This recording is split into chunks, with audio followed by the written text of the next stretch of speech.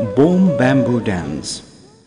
The Rukhalam or the bamboo dance is an unusual dance item of the Bawm tribe.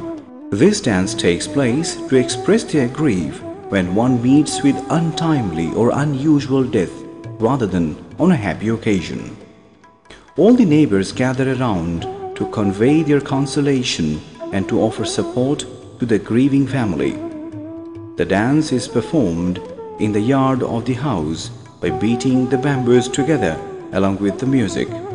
This is an attempt to lighten the air heavy with anguish and heartache.